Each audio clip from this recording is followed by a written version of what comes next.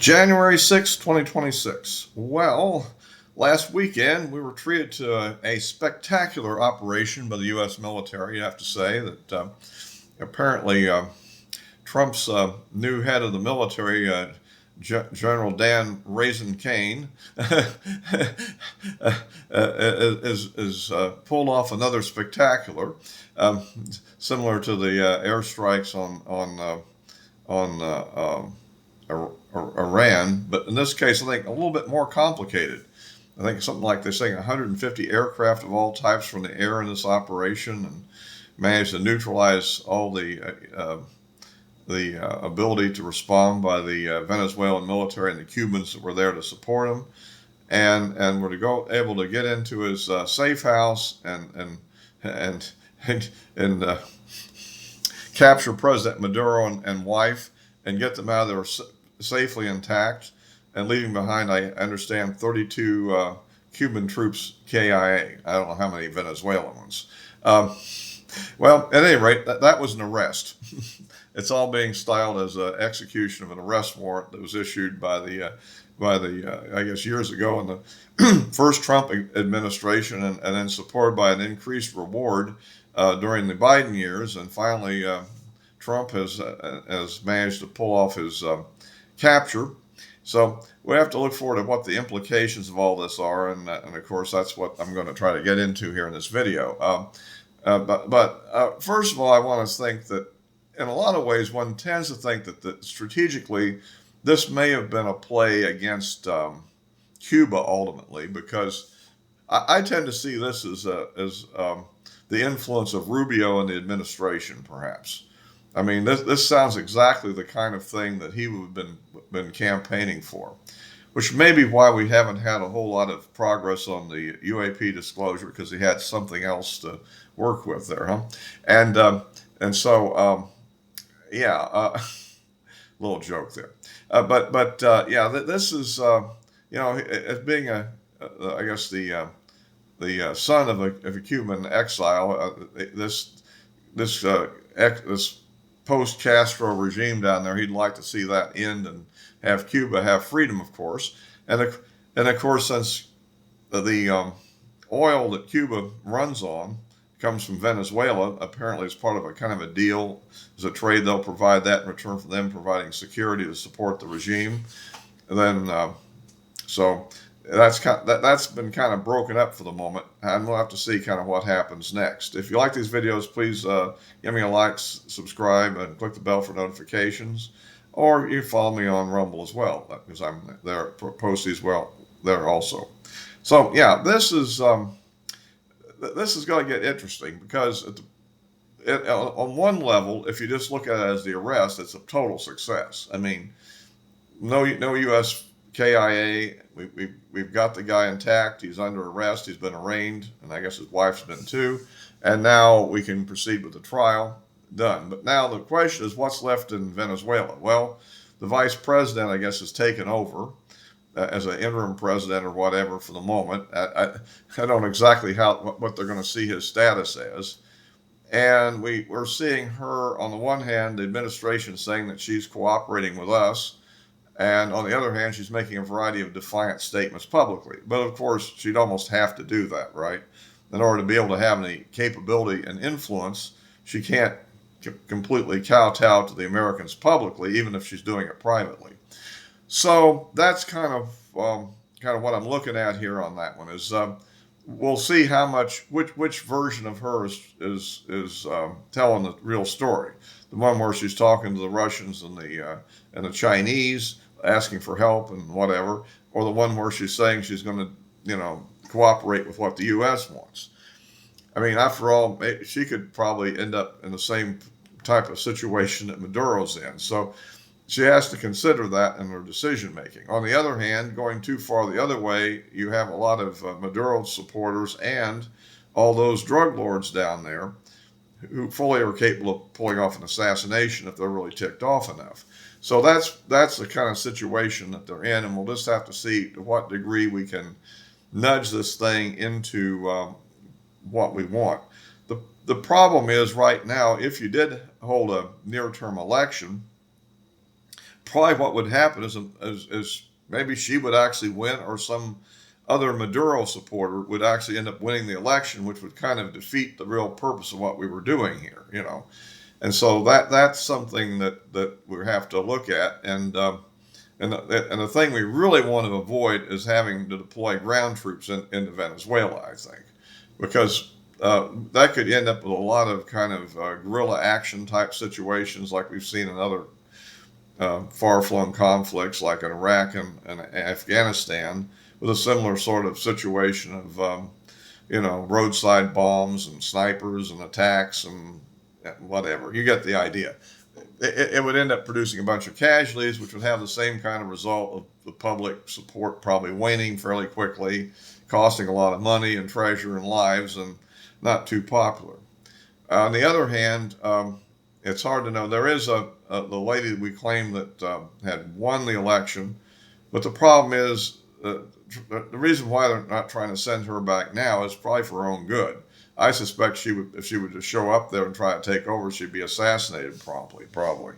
Because, I mean, I can remember a case during the Iraq War where we had this, imam or whatever that was cooperating with us, and he came in to deal with the, and I forget the guy's name, was it Gettr or something like that. At any rate, he was stabbed to death just about as soon as he showed up. So, I think that that we have to be careful. It's not that she shouldn't rightfully get eventually in charge, but they'll probably have to have another election. And again, how can we have a fair election with all these armed goons running around the country there who will be influencing things? As you notice, that Venezuelan exiles in the United States are celebrating the fall of Maduro, but you don't see a lot of celebration inside of Venezuela, and that's why.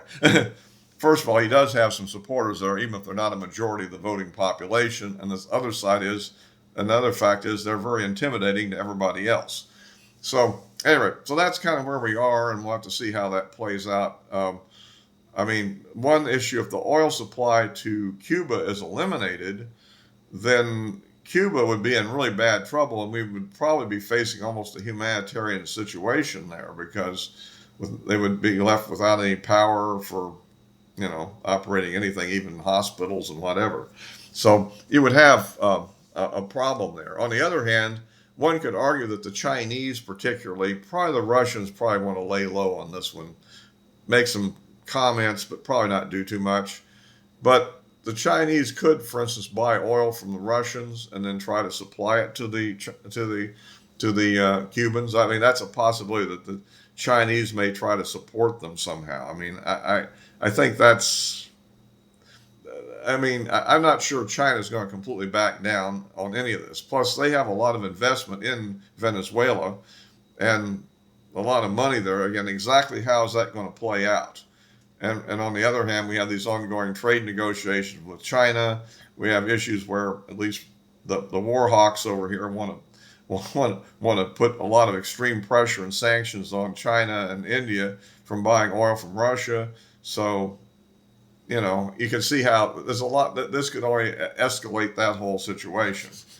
And we don't, like I've said in one of my previous videos, it looks to me like Trump is primarily interested in trying to support the economy for winning or at least doing an adequate job in the fall election and the Congress. So and I think that the lack of Venezuelan oil at this point, if there is a lack, and I'm not even sure they won't continue to supply it to Cuba, because one, what else are they going to do with it? I mean, I think they're running out of, if they can't ship it out of there. And on the other hand, I'm not sure that the ships that we were interdicting, those tankers, I don't think were going to Cuba. I believe they were going to someplace in the Middle East, and somehow the oil was being sold to somebody, and the money was being used to fund groups like Hamas and Hezbollah and so forth. So that's kind of the situation that we're kind of, this is a very delicate thing that has to be managed carefully. If it's done wisely, we may be able to pull something off, but I think we're a long way from the outcome that would, but what we really want. I mean, in the sense that we got rid of Maduro, but can we, for instance, break up the Venezuelan government's support for the drug trafficking into the U.S. And then the other aspect is a lot of the drugs are coming from Colombia, and it's unclear. We're already kind of blaming him for that. Well, that's always been the case, regardless of who's in the Colombian government. I mean, I'm not sure that these. I'm not. That's one of the things you have to look at is we don't particularly like the guy because he's sort of a leftist, I believe, and so probably would be more favorable toward the Chinese and that sort of thing. So you got that going on there. Well, anyhow, so that kind of gives us a kind of a look into that situation when we have to see how it develops. Again, I think if we can avoid sending ground troops in there and still tweak them in the right direction, the other drug problem, of course, the biggest one is Mexico, and that's a whole different situation. I'd also point out in the case of Maduro and wife and company, these people, we developed legal charges against them for activities that they were promoting toward the United States. Okay. I don't know that any of these other people, like Mexican leadership or the Colombian, have actually are under any indictments. So how that would have to be handled would be different. And Mexico is a big country, and you got to be sort of careful with that one too. There's always a possibility of, some kind of interdiction strikes against the, drug processing plants and stuff like that in that country, and that would be a possibility, I guess, to look at it that way. So anyway, that kind of gives us a look into. There's probably going to be an ongoing South American campaign of sorts, and we'll have to, follow what happens next. Right now, you got the Democrats completely spun up, going crazy, and almost sounding like they're supporters of Maduro. I mean, they're really losing their mind over this thing, and it's not that, and a lot of accusations that are completely wrong, and of course, one thing we have to say about the campaign on the House in the fall, the real issue is, do we want to impeach Trump or not? Because if the Democrats win, they're going to impeach Trump. They won't be removed from office because he won't get 2/3 in the Senate. They won't be able to get 2/3 in the Senate, but regardless of how that turns out. But the point is, we're going to go through one of those kind of things if they get in, I think, and that's an issue we want to use against them. Also, I guess finally mention that Tim Walz has announced he's not running for re-election. I guess we hit him too hard too quick. It would have been ideal to have had this come up a little bit later in the year after he was already the nominated candidate or something like that for governor. That would have been good, but he's pulling out, and now it looks like the Democrats will run Klobuchar, the senator, to run, and it's unclear whether all this scandal will still be enough to taint any Democrat enough to perhaps be able to flip the state. I mean, Republicans have won there before, but, rarely, right? It's a very Democrat state overall, but there are times when we look a little competitive, but usually don't make the goal. So we'll have to see. Again, that's something to be looking into, how this scandal goes. And as I was saying in the last video, will similar scandals pop up across the country of similar Democrat regimes, defrauding the government to give money to people that are supportive of them and things of that sort.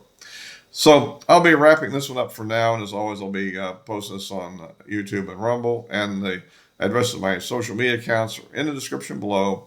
So all for now.